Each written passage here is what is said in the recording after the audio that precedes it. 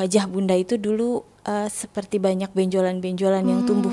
Bunda ini mendapatkan sihir, serangan sihir. Ya, jadi beberapa kali ada kejadian istimewa yang di hadapan Bunda itu dibukakan hamparan Al-Quran yang besar sekali, dan Al-Quran itu bercahaya.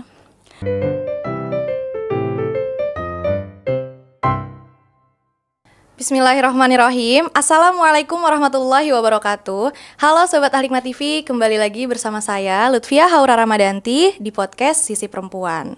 Di podcast Sisi Perempuan yang sebelumnya, tim podcast Sisi Perempuan mengundang narasumber muda, seorang daiyah muda kelahiran 2005 yang dimana kisah perjuangannya itu sangat menginspirasi. Namanya adalah Anastasia Putrian Khaira atau biasa kita panggil Kak Nanas. Di umur Kak Nanas yang masih sangat muda, Kak Nanas berhasil menyelesaikan hafalan Quran 30 juz secara mutkin. Beliau juga mendapatkan 3 sanad dan mutun tajwid, menjadi seorang motivator Quran dan juga penulis. Masya Allah, takdir Allah, podcast kita bersama Kak Nanas kemarin lancar dan ramai, dan banyak nih para orang tua dan juga pastinya kita ya, para calon orang tua yang penasaran orang tua Kak Nanas ini mendidik, membimbing Kak Nanas seperti apa sih sampai Kak Nanas bisa menjadi seperti yang sekarang ini. Nah, di kesempatan yang baik ini, kita kedatangan narasumber yang sangat spesial, yaitu Ibunda dari Kak Anastasia Putrian Khaira, atau kita panggil Bunda Rahma Trisusanti. Beliau sekarang sudah berada di samping saya. Assalamualaikum Bunda. Waalaikumsalam warahmatullahi wabarakatuh, Kak. Bunda, gimana nih kabarnya Bun? Alhamdulillah baik. Sebelumnya makasih banyak ya Bun, udah mau datang ke podcast Sisi Perempuan. Nah, di podcast Sisi Perempuan kali ini kita bakal sharing-sharing sama Bunda tentang kisah perjuangan Bunda selama Bunda hidup, selama Bunda membimbing anak-anak Bunda hingga menjadi seperti sekarang ini. Kita langsung aja ya Bun, karena udah pada nggak sabar ini, udah pada pengen denger semua orang tua dan juga Sobat Al-Hikmah TV di luar sana. Awal mulanya gini dulu deh Bun, boleh nggak Bunda ceritain masa kecil Bunda tuh dulu kayak gimana Bunda? Apakah Bunda terlahir di keluarga yang memang sudah Islami atau gimana tuh Bun? Pada waktu kecil itu sebenarnya terlahir dalam keluarga yang cukup Islami gitu. Tapi kedua orang tua Bunda ini kan sibuk bekerja ya, Mama bekerja dan Papa bekerja. Tapi mereka menyekolahkan Bunda di sekolah-sekolah yang memang berbasis agama. Ya. Dari mulai TK sampai kemudian sekolah dasar selesai. Dari mulai TK pun Bunda sudah diperkenalkan dengan Al-Quran, sudah berinteraksi dengan Al-Quran, diberikan muatan-muatan mengenai Quran itu. Juga ada kegiatan menghafal Al-Quran dimulai dari TK itu. Ada beberapa kejadian yang berkesan dan masih ingat sih sampai setua ini. Jadi waktu usia sekitar 5-6 tahun itu Bunda juga beberapa kali diundang untuk membacakan hafalan dan ayat-ayat suci Al-Quran di hadapan Ibu Negara pada saat itu Ibu Tien Soeharto. Oh iya, di situ berarti Bunda umur berapa tuh? Sekitar usia 5 tahun, masih TK ya, belum SD, mungkin sekitar 5-6 tahun. Iya, seperti itu. Udah disuruh baca di depan Ibu Negara. Iya, diberi kesempatan, Masya Allah. Iya. Nah, kemudian melanjutkan juga di sekolah Islam juga sampai di jenjang kelas 6. Kelas 6 SD seperti itu. Nah, mulai dari kelas 6 SD ini kan fase beranjak dewasa ya. Dan saat itu orang tua masih sibuk bekerja juga. Dari ini fase peralihan anak-anak dan remaja ke remaja gitu. Jadi fase fase banyak ingin tahu gitu. Jadi ingin mencoba banyak hal baru, hal-hal baru gitu ya. Jadi itu mulai keluar dari apa yang orang tua mau nih gitu. Orang tua mau, jadi kita Bunda memutuskan untuk nggak mau sekolah sesuai pilihan orang tua pada saat itu gitu. Jadi memilih untuk sekolah umum pada saat itu. Melanjutkan SMP dan SMA-nya ini sekolah umum karena ya itu tadi fase peralihan mungkin agak kurang pendampingan saat itu. Jadi mau mencoba hal yang belum pernah dirasakan, seperti salah satunya adalah membuka jilbab pada saat itu. Oh, jadi buka jilbab tuh pas SMP? Pas peralihan, iya kan, dari TK sampai SD nih berjilbab terus nih. Terus mulai mau coba gimana sih rasanya nggak pakai jilbab. Pada saat itu kan memang fase-fase seusia itu tuh ini ya ingin tahu gitu ya.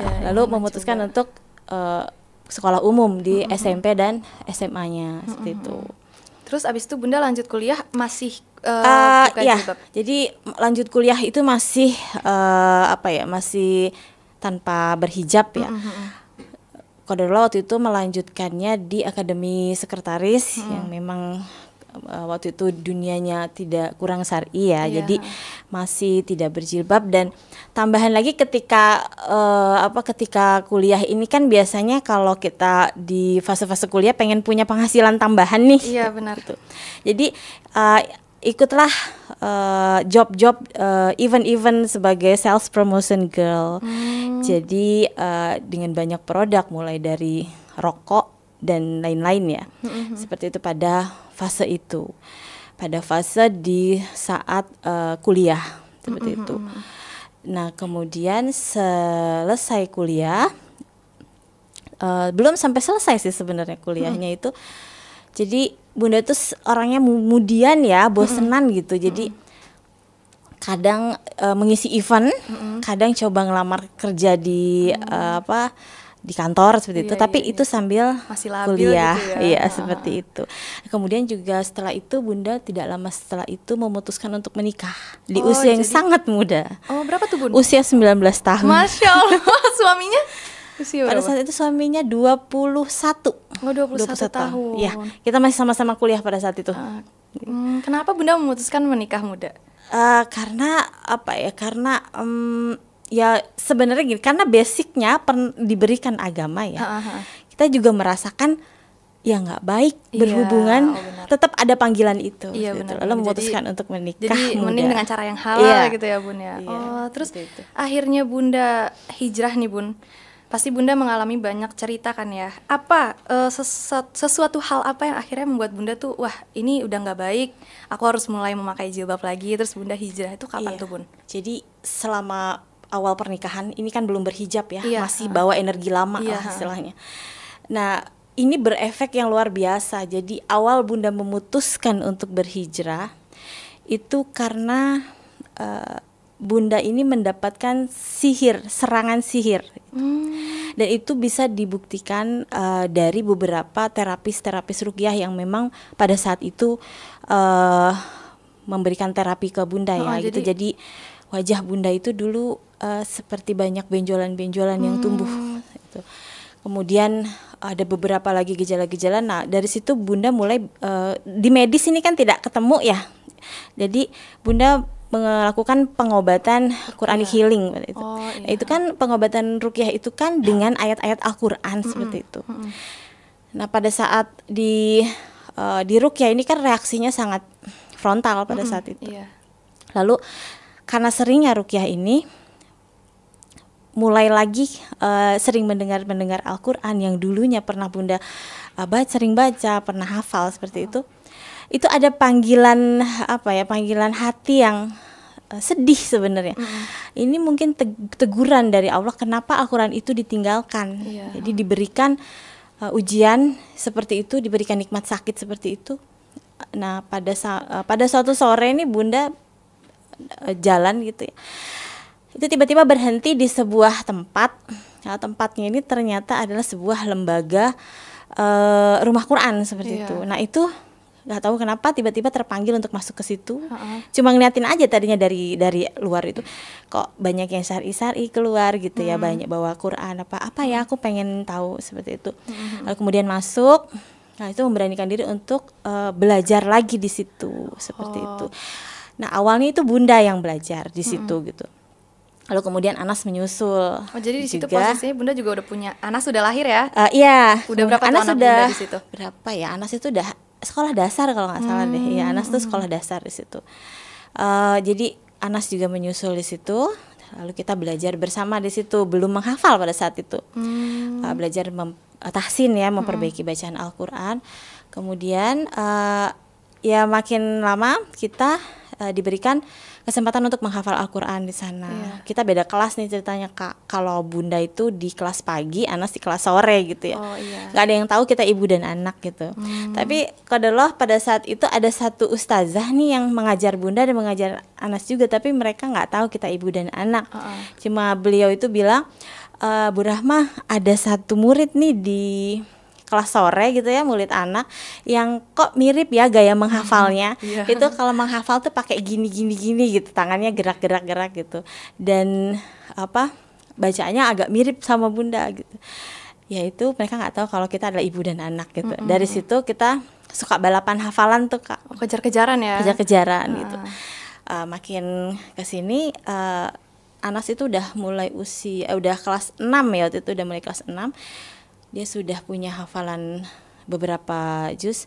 Kemudian ya Bunda memutuskan untuk memasukkan Anas ke salah satu pondok itu karena diberi nikmat lagi bundanya sakit. Iya, jadi pas itu sihirnya udah hilang belum tuh? Itu selama pengobatan Quranic healing itu hilang dan hilang wajahnya kembali gitu ya? Lagi. Kembali lagi, nggak pernah ini lagi ya. Karena itu bukan seperti jerawat ya, karena besar-besar seperti itu. Jadi itu sampai sekarang alhamdulillah tidak pernah lagi.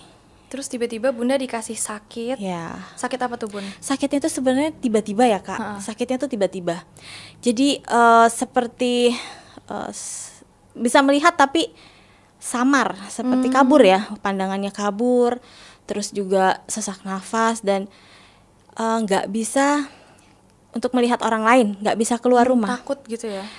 Ya bagaimana ya? Dia bisa dibilang takut, tapi lebih banyaknya itu memang tidak mau. Jadi gak usah keluar rumah Kak, buka pintu aja. Itu badannya Bunda di dalam, tapi kepalanya ini lihat keluar itu udah nggak bisa. Itu udah nggak bisa. Ya itu udah langsung dingin semua, terus mual dan segala macam sensasinya deh. Kemudian pengobatan juga rutin ya, jadi lebih banyak hanya berbaring aja. Pengobatan itu rutin ke dokter tapi kurang membuahkan hasil pada saat itu. Jadi hanya obat-obat aja yang masuk. Kemudian setelah itu kita kan Anas kan di pondok ya. Iya. Kadang itu dia pulang suka Bunda ambil itu. Sebenarnya kalau saat Bunda ambil itu di posisi yang Bunda tuh lagi nggak enak banget ya. Khawatir pada saat itu adalah hari terakhirnya Bunda. Jadi pengen ketemu dia. Karena gitu. Bunda udah ngerasa sakit banget gitu ya. Karena memang mengajar pun berbaring. Jadi ada beberapa murid yang sebenarnya sudah Bunda alihkan nih ke ustazah lain, tapi nggak mau, tetap mau sama Bunda. Jadi mau nggak mau mengajarnya sambil berbaring. Apakah itu sihir juga Bun? Sebenarnya bukan Kak, karena pada saat itu mungkin pencetusnya adalah darah yang sangat tinggi. Itu seperti ada penyempitan pembuluh darah seperti itu. Jadi itu berpengaruh ke penglihatan dan lain sebagainya. Juga ditambah lagi dengan GERD. Seperti itu. Tapi berarti Bunda sempat membangun rumah tahfiz ya, rumah tahfiz Hilmi Kafa pada itu pas Bunda masih belum sakit berarti? Itu sudah sebenarnya itu sudah dirintis dari belum sakit. Dari belum sakit. Nah pas sakit nih santrinya bingung kan Bunda mau kemana gitu. Waktu itu ada beberapa anak kayak yang mengaji tuh selain ke lembaga juga ke rumah gitu. Jadi bingung juga mau akhirnya ya udah Bunda ngajarnya sambil tiduran, ngajar mereka sambil tiduran seperti itu. Karena mereka nggak mau dipindahkan atau diliburkan tuh nggak mau. Tapi mereka tetap semangat ya. Tetap semangat. Jadi itu berlangsung beberapa tahun seperti itu. Jadi benar-benar nggak bisa keluar rumah sampai Nanas mau wisuda di GEKI pun waktu itu juga itu doa terus sama Allah. Pengen saksiin dia wisuda. Iya, pengen nonton ya. Tolong dikuatkan kaki saya, dikuatkan tangan saya ya Allah. Saya pengen menyaksikan perjuangannya dia seperti itu. Tapi alhamdulillah Allah kabulkan. Jadi begitu Nanas wisuda Bunda bisa hadir. Iya. Itu awal mula Bunda mulai bisa jalan lah, berdiri dan ketemu orang tuh kapan tuh Bun? Jadi awal mulanya itu makin banyak hafalan, makin banyak yang kita hafal, itu perlahan penyakitnya itu hilang sendiri dan tanpa obat ya Kak. Bunda sudah lepas obat karena sudah capek minum obat istilahnya ya. Jadi makin banyak hafalan Nanas, makin Bunda juga menghafal. Jadi itu makin sehat, mulai bisa duduk. Nah besoknya mulai bisa berdiri, jalan, keluar. Dan itu butuh proses yang sangat-sangat berat untuk menaklukkan semua sensasi rasa yang selama bertahun-tahun itu. sampai Nanas diberikan hadiah umroh pada saat itu ya. Itu Bunda antara bahagia tapi juga bingung, ya Allah bagaimana saya mendampingi dia sementara saya nggak mampu untuk keluar dari rumah. Itu apa ya, jadi perang batin ya, karena ini tuh nikmat yang Allah berikan banget tapi bagaimana saya menjalankannya. Akhirnya ya sudah, pasrahkan saya serah Allah, ya Allah kalau memang kau mampukan untuk datang ke Baitullah maka mampukan juga badan saya. Dan itu alhamdulillah sampai pemilik travelnya Bapak Fadli itu juga di sana takjub. Jadi dari sini Bunda masih sakit, naik di pesawat masih sakit, ada sakit yang dibawa. Begitu menginjakan kaki di Masjid Nabawi, itu seperti bukan Bunda yang ada di Indonesia. Jadi benar-benar Bunda bisa jalan dengan sehatnya, jalan dengan kuatnya, jalan sendiri tanpa dibantu, tanpa rasa takut juga tanpa rasa takut. Dan banyak banyak kejadian-kejadian yang istimewa juga selama Bunda sakit seperti itu. Jadi kalau sakit itu kan otomatis psikis kita drop ya. Dalam drop ini nih Bunda selalu doa sama Allah, ya Allah bagaimana menguatkan diri saya sementara saya harus menguatkan anak-anak saya. Tolong kuatkan dengan caramu ya Allah. Itu beberapa kali saat Bunda sakit, Bunda sebenarnya tidak tidur ya Kak, antara tidur dan tidak ya. Jadi beberapa kali ada kejadian istimewa yang di hadapan Bunda itu dibukakan hamparan Al-Quran yang besar sekali, dan Al-Quran itu bercahaya.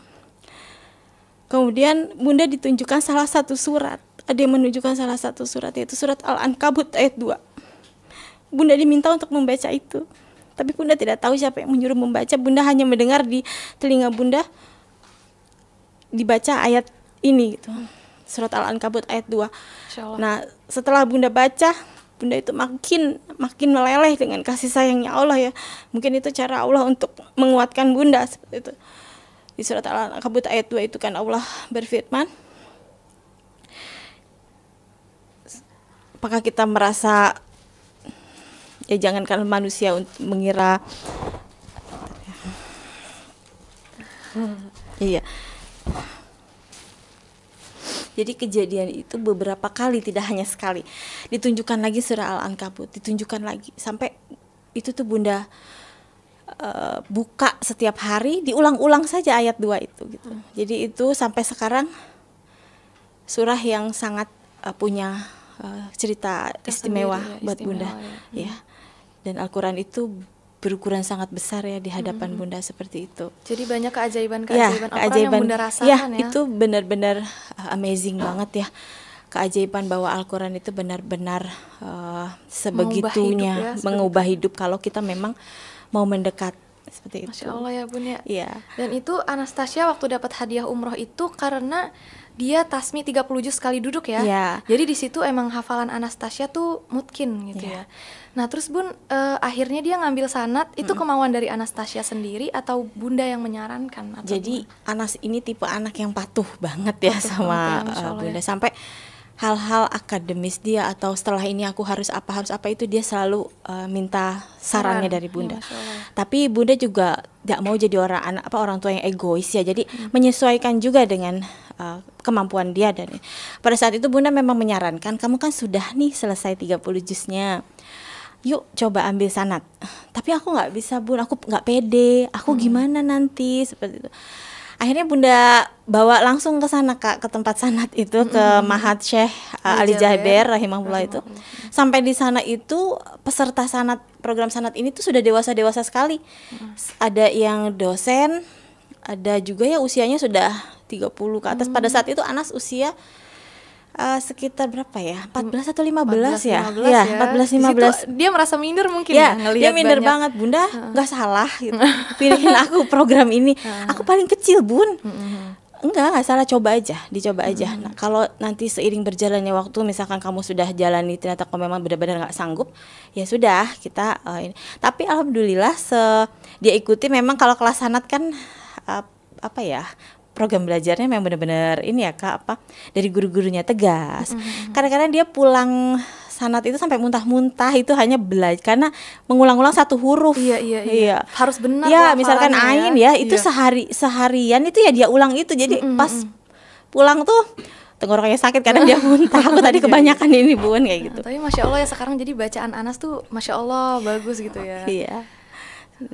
Terus Bunda pulang umroh itu penyakit Bunda sembuh sampai seterusnya. Jadi begitu sampai di sana menginjakan kaki di Masjid Nabawi itu benar-benar ada energi baru yang nggak pernah Bunda rasakan. Jadi ya seperti nggak pernah sakit gitu. Begitu di hotel di Madinah itu ya. Bunda di Indonesia kan tidak pernah keluar rumah ya. Itu di Indonesia kan tetangga gitu ya, kenal gitu ya. Itu aja Bunda nggak berani gitu. Ada rasa takut dan segala macam sensasinya. Tapi begitu di sana, yang negara orang lain seperti itu, tiba-tiba jam 2 malam itu Bunda merasa seperti apa ya? Ada yang memanggil untuk beribadah malam itu Bunda bisa jalan sendiri ke Masjid Nabawi. Pada saat itu Anas memang sedang berhalangan jadi tidak bisa menemani. Itu Bunda pulang pergi sendiri gitu. Jadi benar-benar ya sudah sembuh total seperti itu. Di sana pas menginjakan kaki di sana sudah benar-benar seperti nggak ada bekasnya itu sakit yang bertahun-tahun. Masya Allah, amazing banget ya Bunda. Banget sama Al-Quran itu. Di situ Anas kelas 2 SMP berarti ya Bunda? Iya, kelas 2 SMP. Lalu dia melanjutkan sekolah di mana tuh? Anas itu sampai kelas 3 itu kan sekolahnya tidak sekolah formal ya. Dia mengambil sanad, lalu kemudian setelah itu dia mulai mengajar intens di Rumah Tahfiz Bunda sendiri dan di beberapa lembaga. Baru kemudian melanjut ke SMA, dia memperbanyak lagi sanadnya. Jadi ada beberapa sanad yang sudah dia pegang syahadahnya seperti itu. Dan dari situ mulai bagaimana nih kamu kan ilmunya sudah banyak nih yang harus di sharing ya. Ya sudah Bunda menyarankan dia untuk coba buat konten pada saat itu. Oh iya. Tapi memang pada saat usianya Anas pada saat itu mungkin belum klik ke situ gitu. Jadi setiap hari tuh Bunda yang bikinin skripnya ya. Kemudian ajak deh tuh keluar gitu. Di mana nanti kita ngetek gitu. Nanti Bunda juga yang edit gitu. Kadang-kadang tuh dia sampai ngambek, nggak mau Bunda ngapain sih bikin kayak gini, aku capek kata dia. Enggak, pokoknya kamu ini aja, tinggal duduk, tinggal ngomong udah gitu. Nanti Bunda yang editin. Ya itu prosesnya ngambek per ngambek gitu loh. Sampai pada satu waktu dia ngambek dan Bunda nggak minta dia lagi untuk bikin konten. Tapi kemudian dari situ ternyata dia sendiri yang terpanggil. Iya, masuklah dia ke sebuah akademi kreator. Sampai akhirnya dia bisa meneruskan konten-kontennya dia. Karena Bunda berpikir ini kan era digital ya. Kita mau dakwah sama anak-anak muda, mereka kan berkumpulnya semua di sosmed. Iya benar.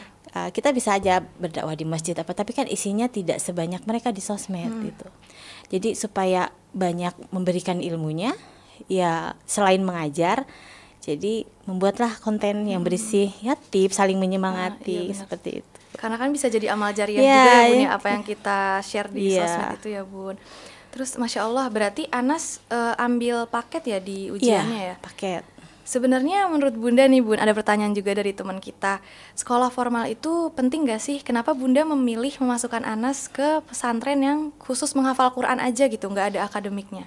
Karena sebenarnya penting atau tidak penting ini bisa disesuaikan dengan kegiatan anak dan juga kapasitasnya dia ya. Karena begini, kita mungkin sebagai orang tua nih, kita banyak cita-cita punya anak yang hafal Quran, terus dia bisa punya banyak gelar, dia juga pintar ini dan itu. Tapi kalau kita minta dia pada saat waktu yang sama, ini kan menjadi beban untuk dia. Seperti mereka hidup under pressure ya.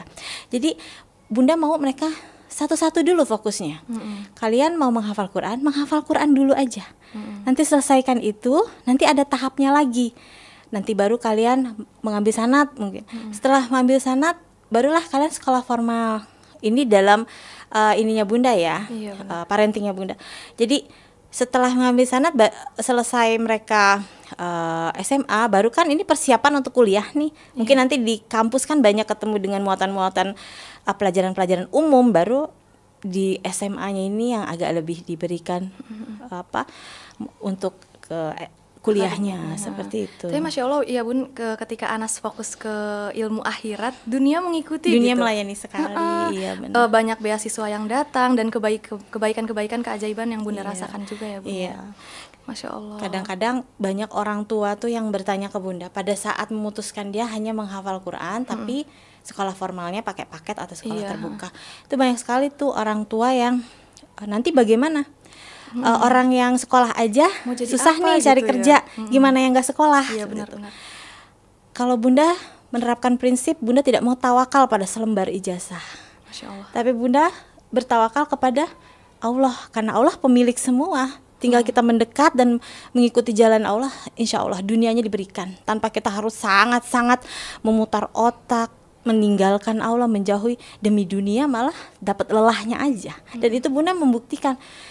Dulu orang-orang yang istilahnya mencibir apa keputusan Bunda, justru sekarang banyak yang mendatangi Bunda untuk bertanya bagaimana. Masya Allah.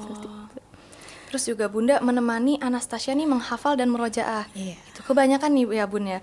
Orang tua di luar sana ingin anaknya menjadi hafiz Quran gitu. Tapi mereka kadang tidak bisa ikut membersamai. Cuma memfasilitasi aja nih anaknya dibawa ke pesantren, dimasukin ke pesantren. Tapi untuk istiqomah membersamai mereka menghafal, merojaah bersama di rumah itu sulit Bun. Apa dorongan atau motivasi kuat apa yang bikin Bunda tuh melakukan itu ke anak-anak Bunda?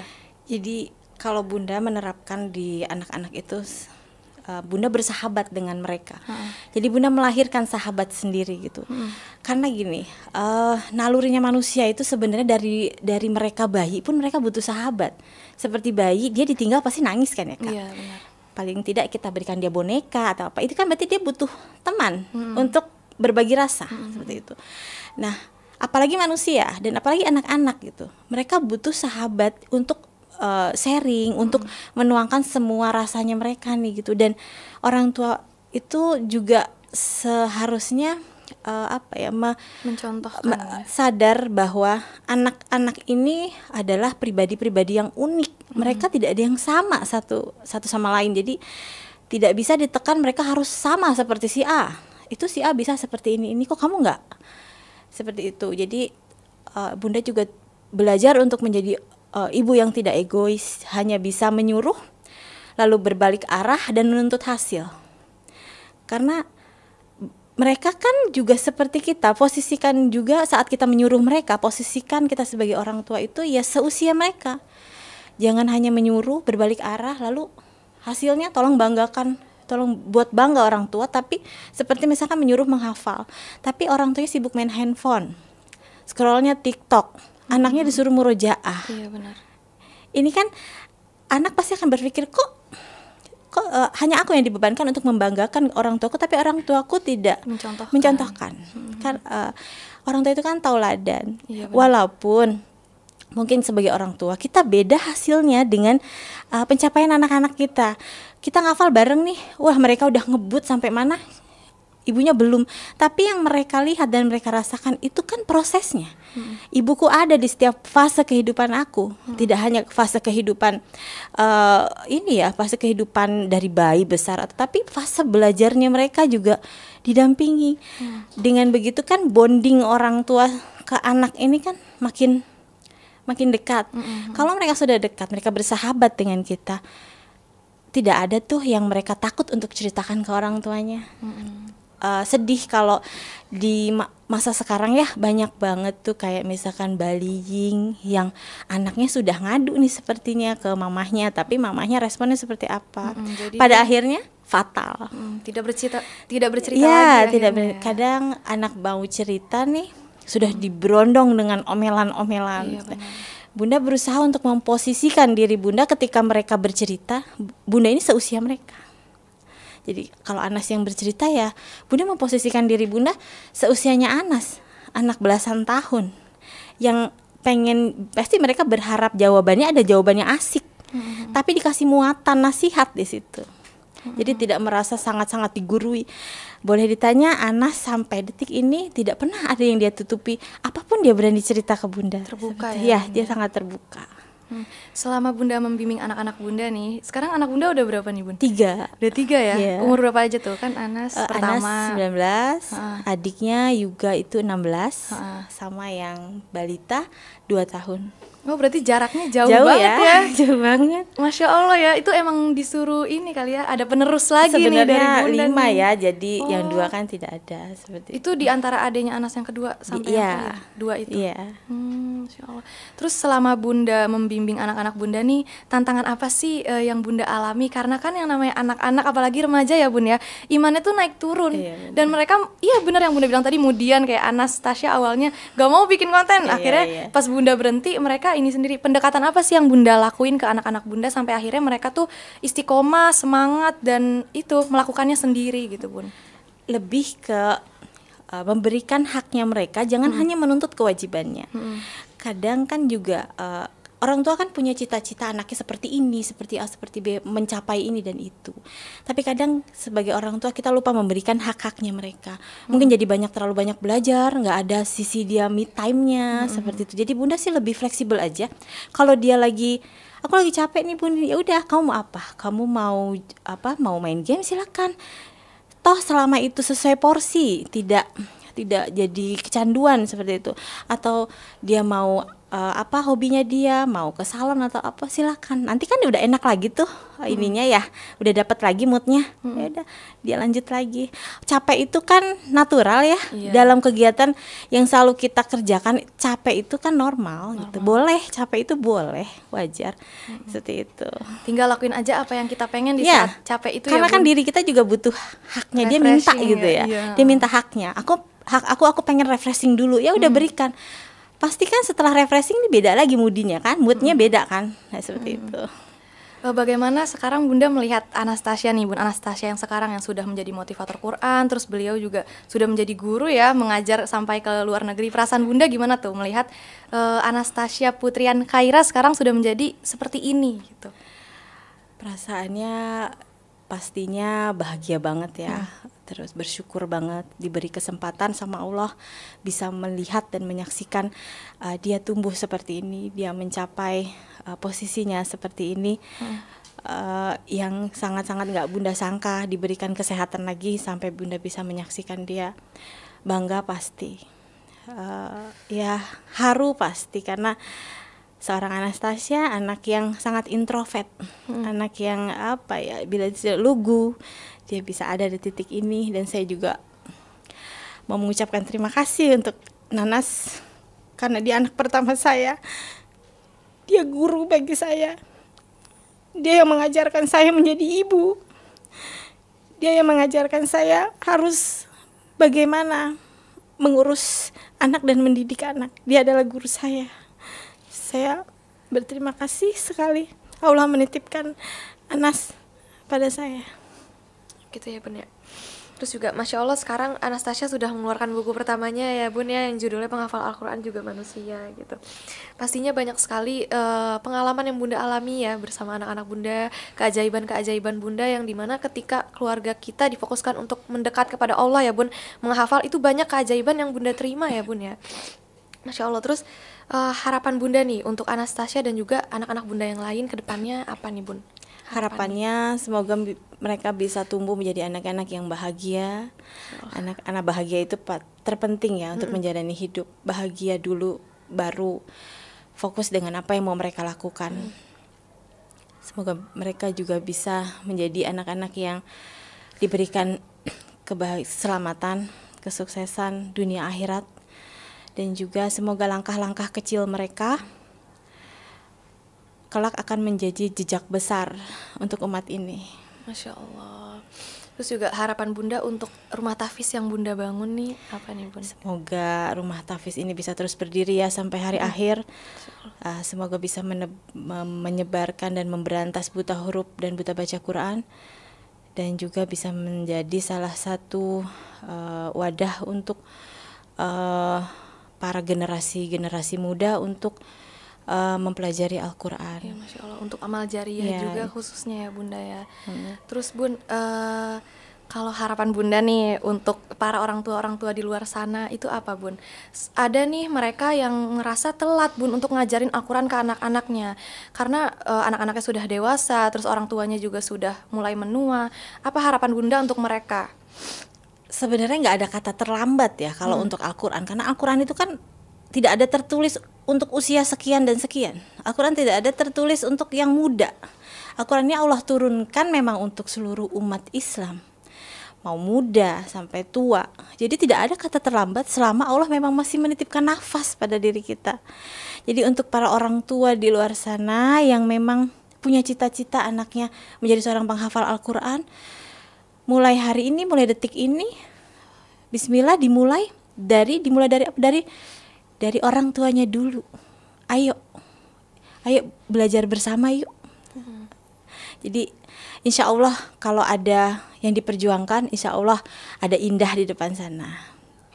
Insya Allah kalau misalnya kita niatkan karena Allah, insya Allah dimudahkan. Iya, ya, Bun, pasti ya? insya Allah dimudahkan. Masya Allah. Terakhir deh Bunda ya, pesan nih dari Bunda untuk kita semua, terkhusus Sobat Al-Hikmah TV gitu.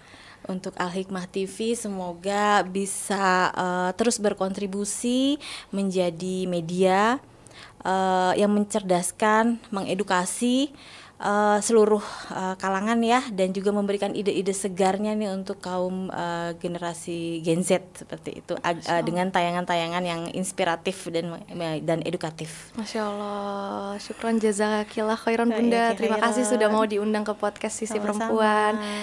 Sekian cukup dari kami. Wassalamualaikum warahmatullahi wabarakatuh. Menjadi lembaga terpercaya adalah visi Lajnas Mandiri Amal Insani. Terpercaya dalam pengelolaan dana sosial Islam di lingkungan Bank Mandiri dan masyarakat. Lajnas Mandiri Amal Insani berkomitmen untuk terus melakukan inovasi dan kolaborasi dalam mewujudkan kebermanfaatan zakat yang lebih luas.